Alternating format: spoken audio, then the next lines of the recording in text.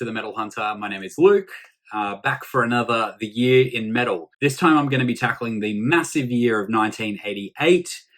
I had a lot of fun making the first episode, which was 1987. The idea behind this is just to count down the years from when I was born, which was 87. So this is only my second episode of this, so I'm still kind of learning the formula, learning how to present this to you guys. I don't want to just read out a list of albums that came out. I want to kind of talk about stuff that impacted me. This is going to be a huge one. I think this episode's probably going to go for around 40 minutes. So I've had a few people say that they like the longer episodes, so I'm going to continue to do that. Before we do get into the video, I do want to just do a bit of housekeeping as normal. Make sure that you subscribe for me. If you're liking what you're seeing, I am trying to get to 10,000 subscribers in 90 days, which is seeming like an impossible feat at the moment. But I'm going to keep slogging away and I'm going to keep uploading as much content as I possibly can. Now, I did miss a day yesterday for episodes, but I was busy with housework and I got to keep my wife happy while she's on holidays at the moment. Anyway, you don't want to really hear about any of that bullshit, do you? Let's get into it. The year in metal, 1988. Now, what was happening in 1988 in the world? It was a leap year. Movies like Big, Beetlejuice, Coming to America, and Die Hard were rocking the cinemas. In sports, LA Lakers beat out the Detroit Pistons in the series final 4-3. Whitney Houston, Tiffany, and George Harrison were dominating the charts. But who gives a shit about all that stuff? We want to know about the metal, right? So let's start with bands that were formed in 1988. Now, the 80s, as I've described or discussed before, is my favorite era of metal. The bands that were formed, the genres that were formed, the fucking absolute outpouring of amazing music.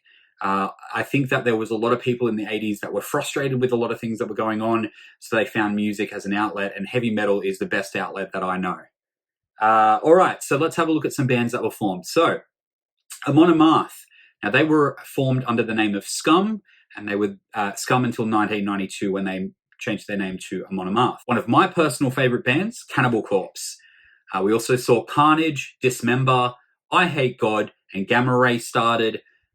Sludge, Drone, Doom, whatever the fuck, Noise, Legends, Godflesh got started in 1988. Also the amazing Nine Inch Nails, Paradise Lost, Pungent Stench, and the Smashing Pumpkins. Now, the Smashing Pumpkins aren't necessarily a heavy metal band, but I am a big fan of them, and I think that they're kind of metal adjacent, especially with their earlier material.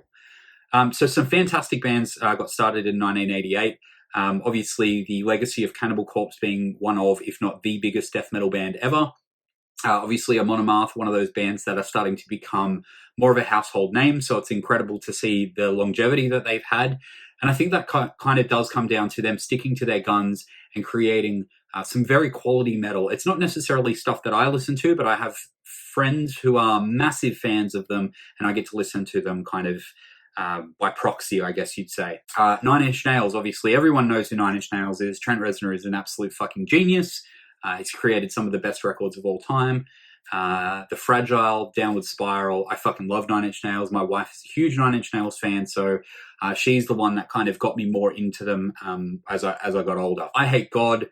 Man, what a fucking band. They are absolutely incredible. I've spoken about them at length on this channel before. Carnage and Dismember. Obviously, we've got some death metal, some buzzsaw death metal in there. Gamma Ray, who was, I can't remember the name of the dude who left Helloween, and then he created Gamma Ray out of frustration with not being able to play the stuff that they wanted. And Gamma Ray are a fantastic power metal band. The Smashing Pumpkins, as I said, not really metal, but I think that they do have that kind of gothic-y, grungy, alternative rock style that influenced a lot of metal bands, especially a lot of new metal bands when it comes to like kind of creepy soundscapes and building song structures. So some absolutely amazing bands were formed in 1988.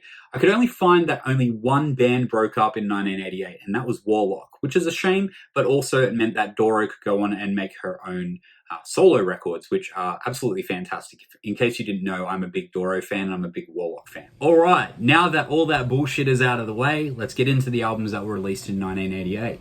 So in the background, I've got Leprosy by Death playing.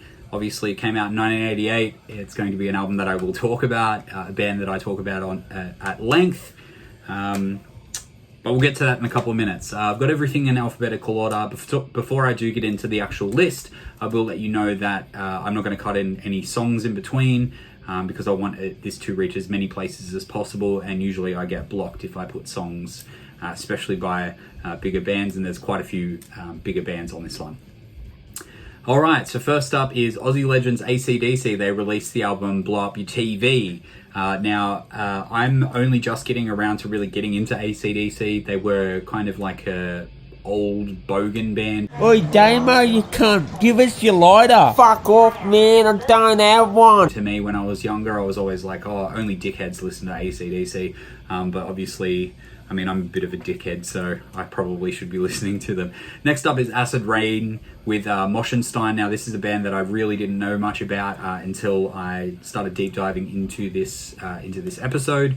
Fantastic band, and Moschenstein is a great name for an album. Next up is Angel Dust. To Dust You Will Decay.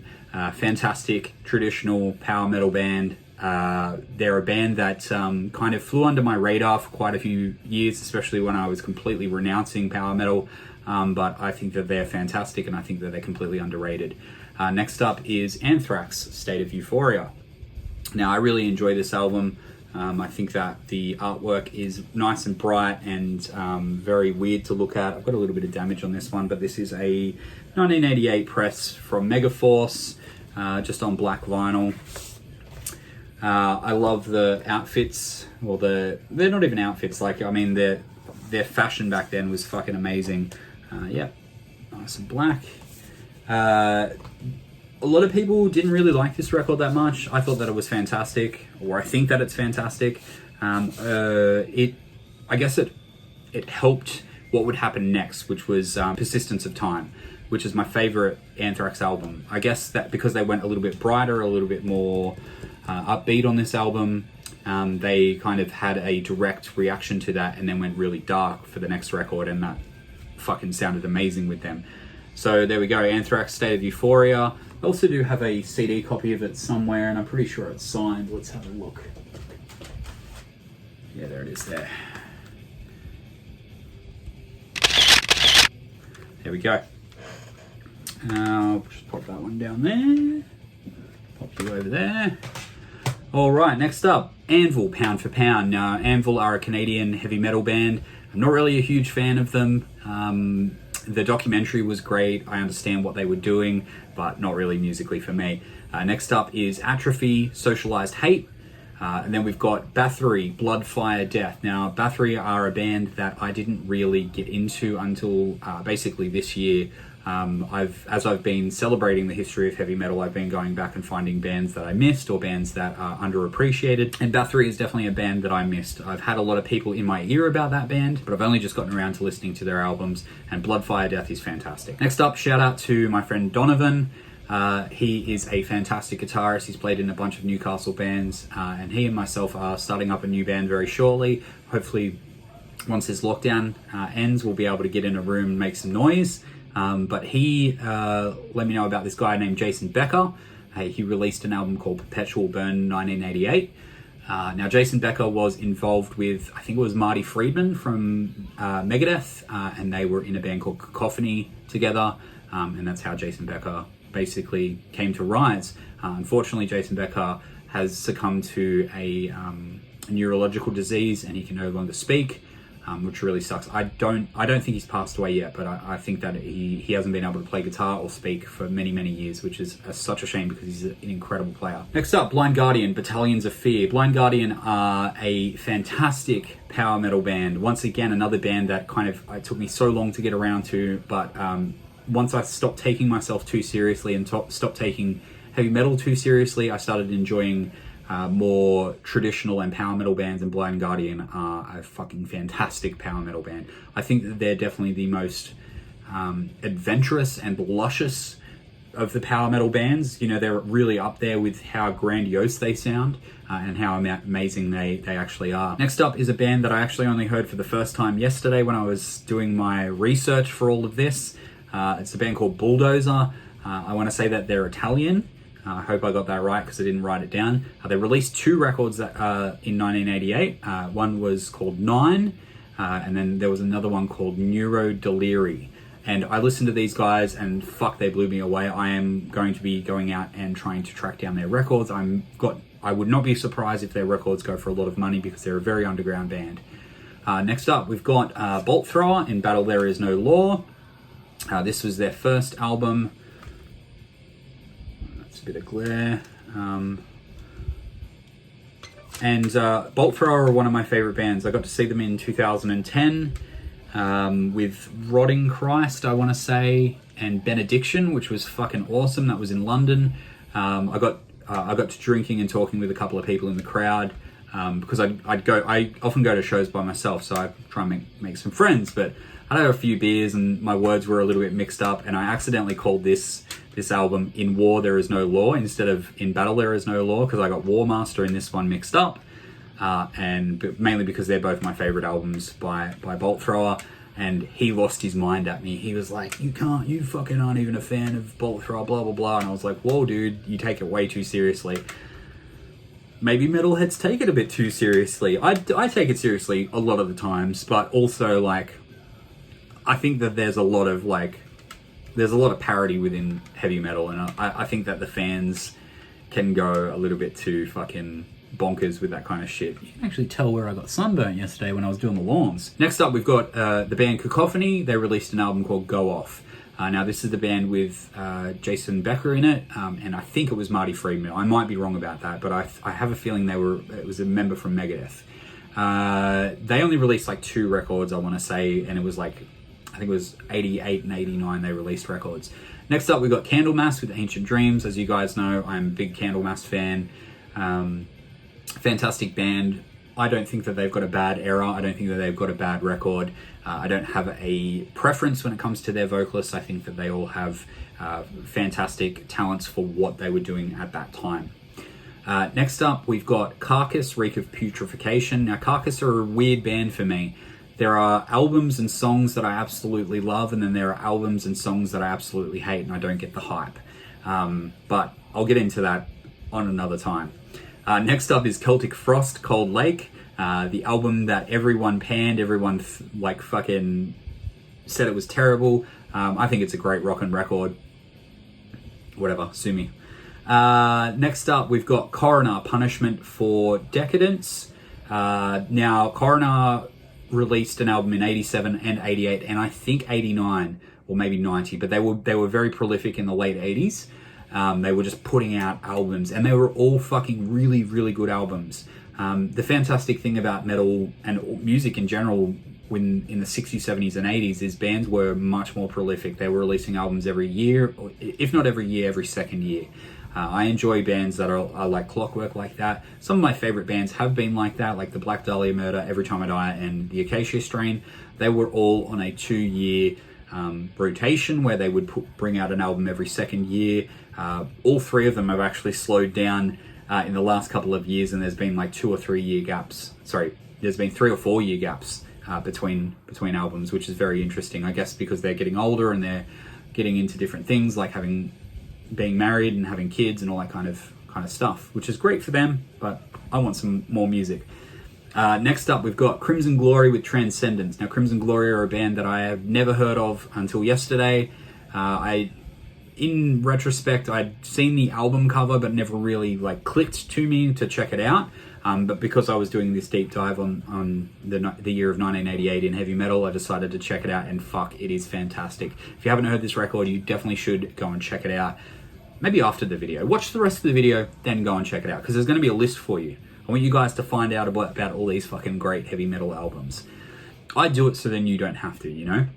Next up, we've got Cryptic Slaughter with Stream of Consciousness. Now, Cryptic Slaughter are a fantastic crossover thrash metal band. I want to say they were from Oakland. I might be wrong on that. I probably am. As I said, my brain doesn't work all the time. But a fun fact about fun fact about Cryptic Slaughter, if I can get my fucking words out, is that Blasco, the bass player from Rob Zombie, was actually originally in Cryptic Slaughter, and that's how he got his foot in the door with music, in the music industry. Next up, one of the best records of all time, the self-titled album by Danzig. Danzig has become a parody of himself. I mean, he's so memeable. We've all seen the memes. We've all heard the fucking jokes about him. But the first 3 records by Danzig are fucking untouchable, and I will bop you on the nose if you think otherwise. Next up, we've got a couple of demos from one of my favorite bands of all time. These are the only demos that I've included on this list, but I thought it was important to kind of mention where they started from. So Dark Throne released Land of Frost and A New Dimension in 1988 as demos. I haven't really listened to that kind of stuff, not in many, many years. I used to be really, really freakish about it, and I would find a band and then just like consume everything from them. Now I'm a little less like that. I'll find a band and just check out an album, and if it grabs me, I'll continue. If it doesn't, then I just leave them. Next up is Death, Leprosy. That's the one that's playing in the background. So this one is a Relapse Records re-release. This one's on black vinyl, so nothing special about it. I think it's on black vinyl. Yeah, it's on black vinyl. Man, what a fucking album cover. Look at that shit. Isn't that just like some spectacular fucking artwork? Ed Repka. I love these sketches on the back as well, with these re-releases. And the fantastic thing about Relapse Records, I mean, there's a lot of people that talk shit on Relapse Records, but I think that they're doing very, very cool things. In the insert, we've got a bunch of photos from tours and shit like that, and then we've got the original band photo from the back there, and some people from their history signing off on a couple of things, and just, you know, a couple of liner notes. I actually have 4 copies of this album. I've got 4 copies of the album. I've got record, I've got like 3 CDs. So I've got the original, which was on Combat Records, and then I've got the Relapse repress, which is just over here, and then I've got another 2 somewhere up there. I don't even know what pressings they are, but anyway, yeah, I got heaps of them. One day I am going to do a full Death collection video. I might actually even do that next week. It'll be a nice easy one to go through because I can talk about Death all day. Next up is Death Angel, Frolic Through the Park.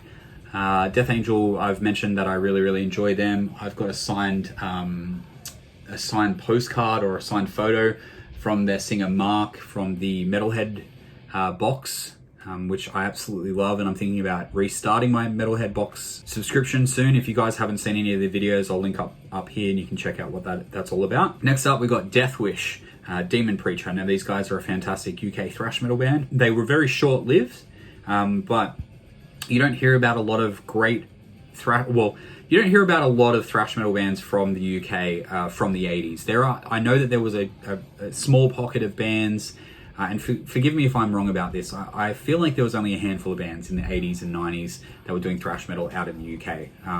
If you've got a list for me that I should check out, drop them down below. I'd really, really love to hear them. Next up, we've got Dissection with Final Genocide. Now, this isn't the Dissection that you're thinking of. This is a band who is from Canada, and they play speed metal / thrash metal. Now, this is a band that I only found out about yesterday once again. Listened to that album, Final Genocide, and I was like, fuck, this has to be on the list. Absolutely fucking face-melting shit. If you haven't heard this one, go and check it out. It is fucking incredible. Next up, we've got DRI, 4 of a Kind.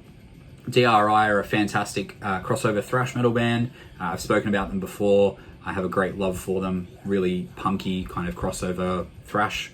Fantastic band. Next up, we've got Exciter with their self-titled album. Now, Exciter were due to come to Australia in June. Unfortunately, due to the lockdown, we're not able to get them over here. They were touring with Venom Inc. So I'm hoping that we're going to get a rescheduling of them, because I would love to go and see this band. They've never toured here. Venom Inc. have, but I haven't been able to see them, so it'll be great to see them. What a fantastic package to come out to Australia. Fantastic package. Next up, we've got Fate's Warning with No Exit. I don't know much about Fate's Warning. I listened to this album, or a little bit of this album yesterday when I was doing this deep dive. Really, really good and strong traditional heavy metal, really, like power metal kind of stuff. If you guys have anything on Fate's Warning that you think that I should check out, let me know down in the comments, because they definitely piqued my interest. They didn't grab me straight away, but they definitely were like, oh, maybe I should check out more of these guys. Next up, we've got Flotsam and Jetsam with the No Place for Disgrace. First of all, the album cover is fucking awesome. Holy shit, this is amazing. Jason Newsted used to play in Flotsam and Jetsam. I don't know why these guys didn't get bigger. They were a fantastic band. They are a fantastic band. From what I understand, they've gotten back together. So there you go. Next, we've got Forbidden with Forbidden Evil. Now, Forbidden are a fantastic thrash metal band. Man, I think that you guys should have a drinking game at home. And every time I say fantastic thrash metal band, you should take a shot. You want a fucking shot? Here it comes!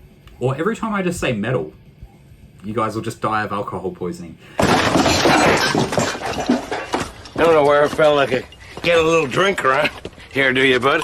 Anyway, next up we've got Girls' School, Take a Bite. I love Girls' School. I love that Girls' School went out on tour with Motorhead, and I love all the things that Lemmy had to say, all the people whinging about them being girls. Because we took the only girl band around then, Girls' School, on their first tour, you know. Nobody else would touch them with a yardstick, you know. And we took, even the rest of my band said, oh, they're girls, you know. I said, fuck that, they're good, you know. It doesn't matter, you know. And people would always say about Kelly, oh, she's pretty good for a girl. I said, she's better than you, man, you know. She's better than you. Although, I tell you what, they have as much fun on the road as I ever seen a guy band have, you know. I mean, they're just graceful, you know what I mean? Next up, we've got Helloween, Keeper of the Seven Keys, Part 2. Now, that's another one that I don't have that I really should have. I think it's Keeper of the Seven Keys Part 1 and Part 2 are like two of the only Helloween albums that I don't own, and they're like apparently two of their best. But I can only have so many albums. Next up, we've got Helstar, A Distant Thunder, another band that I knew about. I'd seen the logo around, I'd seen the album cover around, but I never really checked it out. But fuck, fantastic, absolutely amazing metal. There was so much going on in 1988, and coming from so many different genres as well. There was a lot of thrash because, you know, the 80s, late 80s and early 90s was thrash, you know, especially at the top of the heap, and we had death metal and black metal as well.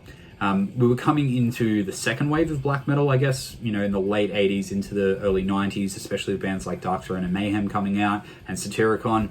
But yeah, I mean, you guys already know about that, don't you? That's why you're here.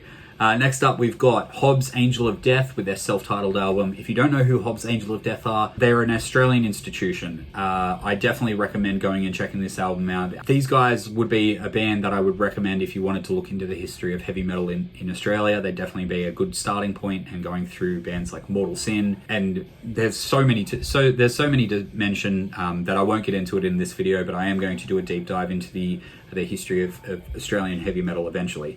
Next up, we've got Holy Terror with Mind Wars. Holy Terror are a band that I didn't know about until last year, when a friend of mine was like, you need to check this record out. I checked it out and I was like, man, this is really, really up my alley. It's that kind of death metal, thrash metal kind of crossover that was still happening in the late 80s and early 90s as it was starting to build. So great band if you're into that kind of early stuff. Next up is one of the best albums that's ever been released, one of the best artworks that's ever been put together, and it's Iron Maiden's Seventh Son of the Seventh Son. Now this is I want to say this is a re-release. What does it say? Doesn't tell me.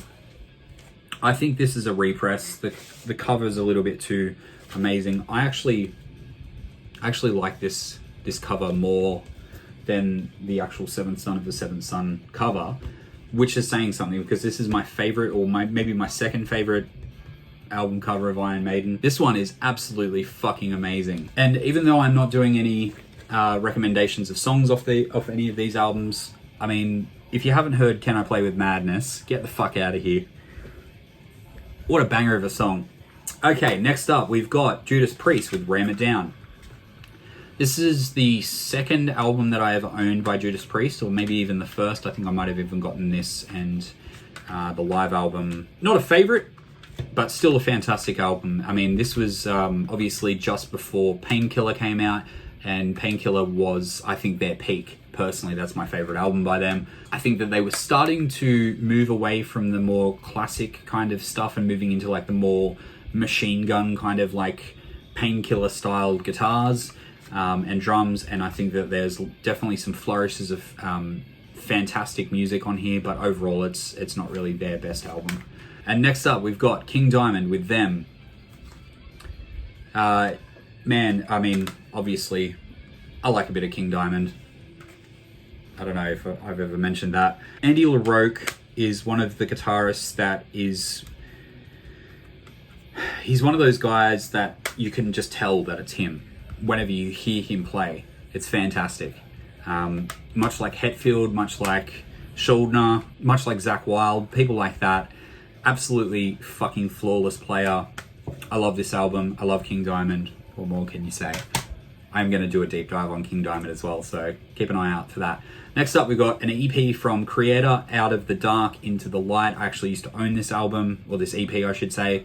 I don't know where the fuck it's gone. I think I might have traded it, or I might have just lost it along the way. Next up, this one, I don't know how everyone's going to feel about me including this on this list, but I think it is a great record, and I think that it built something towards what was going to happen in the mid to late 90s. It's Living Colour with Vivid. An alternative metal band that really paved the way for bands like Rage Against the Machine and Faith No More, and then later on bands like Korn and Limp Bizkit. And as you guys know, I love new metal, so it's fantastic to give a tip of the hat to older bands. Next up, we got Manila Road with Out of the Abyss. Now, Manila Road are a band that I've heard maybe 1 or 2 albums of. I haven't actually heard Out of the Abyss, but they are a fantastic band, so they were worthy of being put on the list. Next up, I would probably get my ass kicked if I didn't fucking mention this album, even though I don't know how I feel about them. They're an okay band, but there are people out there that would straight up, if I was like, yeah, nah, I don't like this, I might even get stabbed in the face with the screwdriver. It is Manowar, Kings of Metal. I can't really talk much about this album. I've heard like 1 or 2 tracks off it, and I think it's cool, but man, there are some absolute fanatics out there for this one. Next up, we've got Megadeth. So Far, So Good, So What?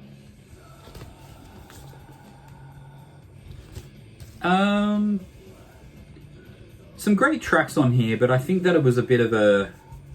This one's also a sample record, which is kind of cool. Yeah, some cool tracks on here, but I think really the only track that I really get drawn to is Into the Lungs of Hell. Other than that, it's a pretty substandard record. I'm not the biggest Megadeth fan anyway, but I got this for cheap as fuck, so it is what it is. All you Megadeth and Dave Mustaine fanboys, don't come and torch me in the comments. I'm just saying what I think. Whatever, man. It's just my opinion, you know. Next up, the far superior band out of the two, Metallica and Justice for All. This is a 2016 repress, I want to say. Look at this. Isn't that a fucking good-looking lion right there? Obviously, Jason Newsted's first album, which he didn't appear on. I've always loved both this photo and this little piece of artwork here. Absolutely incredible. And Justice for All is my favorite album by Metallica.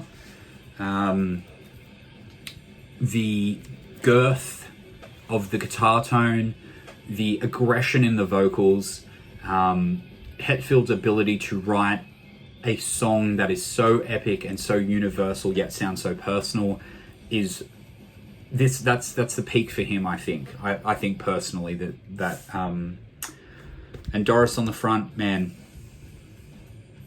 I love Doris. All right, where are we up to? Man, we're only up to M, so I'm going to try and start getting through these a little bit quicker. We've got next up, we've got Ministry, The Land of Rape and Honey. After that, we've got Morbid Saint with Lock Up Your Children. Morbid Saint, that is their first demo slash album, I guess. They didn't release a studio budgeted album until 1990, but they were definitely worth a mention on this one. Next up, we've got Napalm Death, From Enslavement to Obliteration. Now, I am pretty sure that I own this album, but I don't have it on me. I can't fucking find it in my massive CD collection that is not in alphabetical order. As I've said before, I'm not a huge grindcore fan. There are certain bands that I love, like Napalm Death. Barney Greenway is one of the best vocalists ever when it comes to extreme music, or just any music really, and that record is absolutely amazing.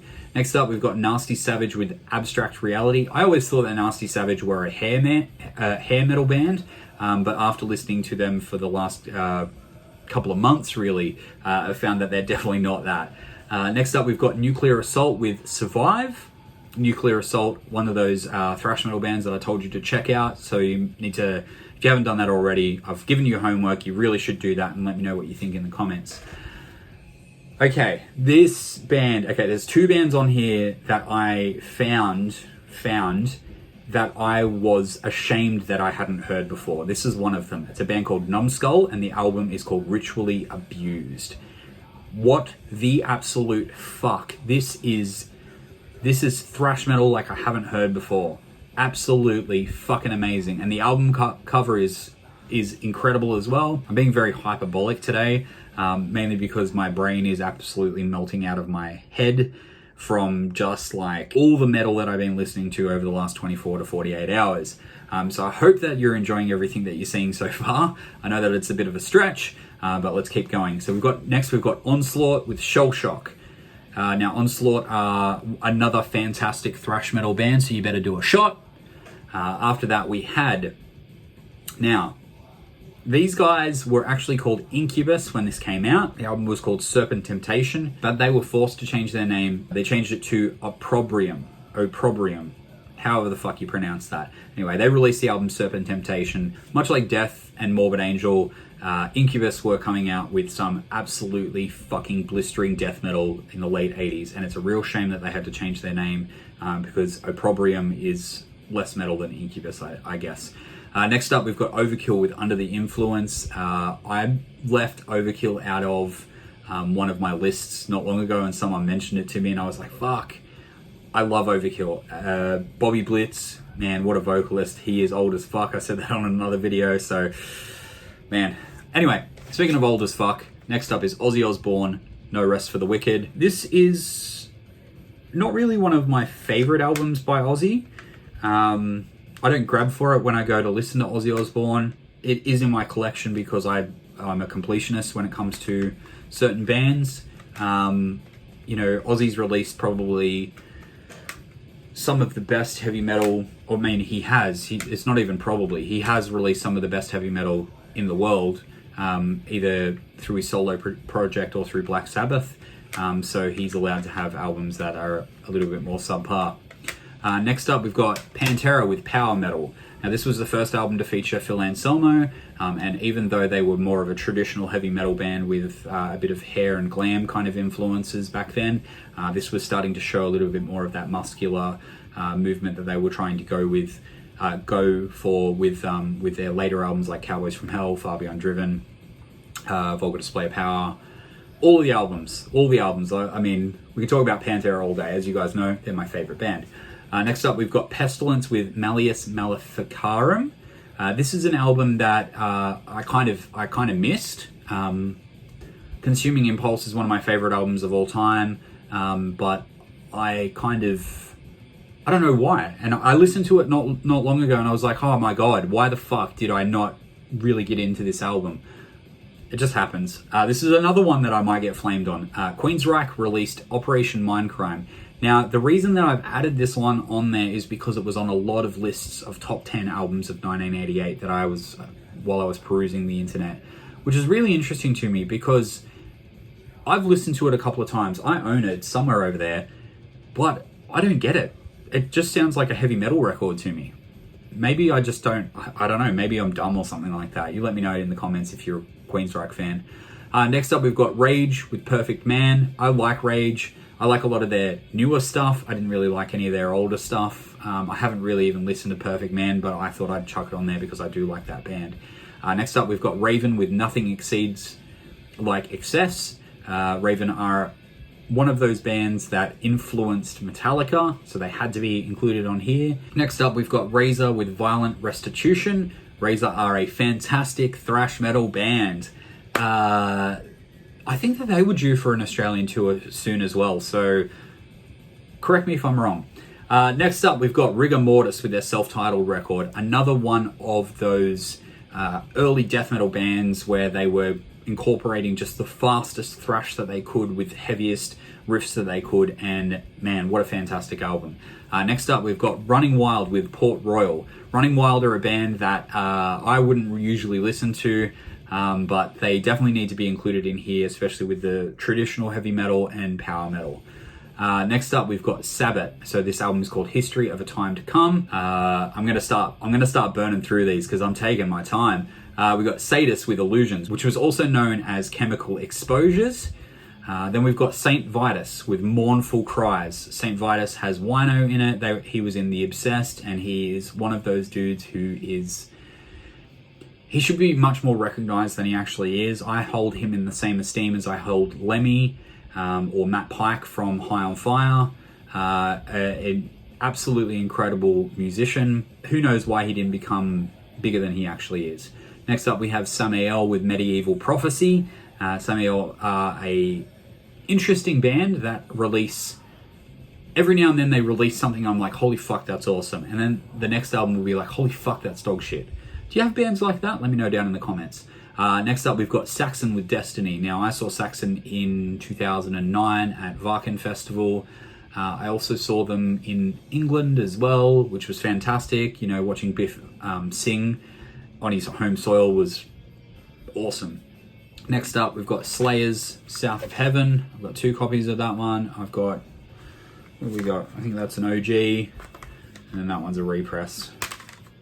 I don't know why I always have so many copies of certain albums, but it is what it is. Next up, we've got the debut album from Soundgarden called Ultra Mega OK. Now, before that, I'm pretty sure that they had maybe an album or at least a demo, but this was their first major label record. Probably my least favorite Soundgarden record. I prefer the more polished kind of grungy stuff from the mid-90s. But that's just where I kind of fell in love with them, and that's probably why. Suicidal Tendencies signed to a major label, and they released the album How Will I Laugh Tomorrow When I Can't Even Smile Today. We also had Tankard with The Morning After. Now, Tankard are a German beer-drinking thrash metal band. I think The Morning After might be I think it's their biggest record. Next up, we've got Testament, The New Order. I've spoken about Testament at length on this channel. I fucking love them. If there was a big 5, they would be the 5th band. In fact, I would kick out Megadeth and put Testament. I'm gonna get flamed for that one. Anyway, next up we've got Tormentor, Anno Domini. Tormentor are I guess you could call them a black metal band, or at least a proto black metal band when it comes to the second wave. I don't know a great deal about them, but I did find out about these guys yesterday, and I couldn't not include this album because fucking hell, it rips. Next up, we've got Toxik with World Circus, another fantastic thrash metal band, and that album cover is fucking awesome. Now, before, when I was talking about Numbskull, I mentioned that there were 2 bands and 2 albums that I couldn't believe that I hadn't heard. This one is probably my favorite that I've discovered. I listened to it 2 or 3 times last night while I was doing some housework. It's a band called Uncle Slam, and the album is called Say Uncle. The opening riff for this album is fucking awesome. Holy shit, it is fucking awesome. I can't even say anything more than that. Just go and listen to that record. You can turn the video off now. Who gives a shit about whatever else I'm talking about? No, don't, please don't leave me. Please, I'm lonely. Next up, we've got Vicious Rumours with Digital Dictator, another band that I found through searching this kind of stuff. I mean, this is really why I'm trying to do this as much as possible. I want to find as much music as I possibly can. I want to fill my ears and my soul with as much metal as I possibly can. Vicious Rumours are fucking awesome. Next up, we've got Violence with Eternal Nightmare. For those of you who don't know, Violence are a Bay Area thrash metal band. I believe that they were from San Francisco. And they had Rob Flynn and Phil Demmel in the band, obviously from Machine Head fame and ex-Machine Head fame. And finally, last but not least, is Voivod Dimension Hatross. Now, this is a record that I haven't heard before. I didn't get around to listening to it, but I definitely should check it out because I am a fan of Voivod. Holy shit, man, I can catch my breath now. Did I miss anything? Did I talk too much about certain things? Are you guys sick of me yet? Let me know down in the comments. Make sure that you subscribe. As I said, I'm trying to get to 10,000 subscribers in 90 days. I think we're down to probably about 80 days now since I've started this. Man, I fucking love doing this because I get to check out some amazing bands. I get to revisit albums that I haven't since I was younger. I get to talk about some albums that maybe you guys haven't heard before. So I'm really, really happy to bring this all together. As always, subscribe, jump on my social medias at The Metal Hunter. I'm on Facebook, Instagram, and now I'm on Twitter.